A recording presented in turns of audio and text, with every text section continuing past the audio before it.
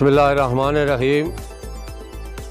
मैं फ़लस्तीन के मुसलमानों पर जो जुल्म हो रहा है और उस जुल्म के ख़िलाफ़ जो आवाज़ बुलंद करता है उसे गिरफ़्तार किया जाता है, और यहूदियों तक भी जो अवाम यहूदी हैं वो भी मज़म्मत कर रहे हैं इस जुल्म की।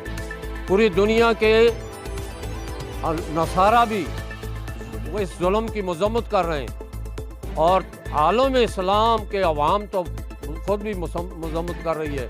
लेकिन मुझे बड़ा अफसोस हुआ है सुन कर के कि अल जज़ीरा टीवी के जो एक रिपोर्टर खातून है उसने हक़ की आवाज़ बुलंद की, इस्लाम और मुजाहिदीन के हक़ में आवाज़ बुलंद की, और वहाँ के मज़लूम मुसलमानों के हक़ में आवाज़ बुलंद की।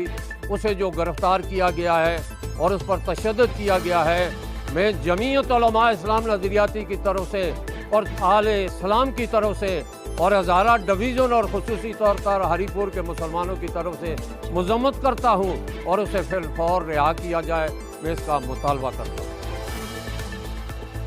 जी बिस्मिल्लाहिर्रहमानिर्रहीम। मैं इस वक्त मौजूद हूँ मदनी मस्जिद अड्डा दरबान वाली में। यहाँ पे जुमे की नमाज के बाद फ़लस्तीन की आज़ादी और कश्मीर की आज़ादी में एक ख़ुसूसी प्रोग्राम तरतीब दिया गया। बिलखुसूस जो हमारा अल जज़ीरा हेड क्वार्टर की जो लेडी रिपोर्टर है, जो बराह रास्त हमारे प्रोग्राम दिखा रही थी और उस पर तशद्दुद किया और उनको गिरफ़्तार करने की पाकिस्तान बारे में हम शदीद अल्फाज में मज़म्मत करते हैं।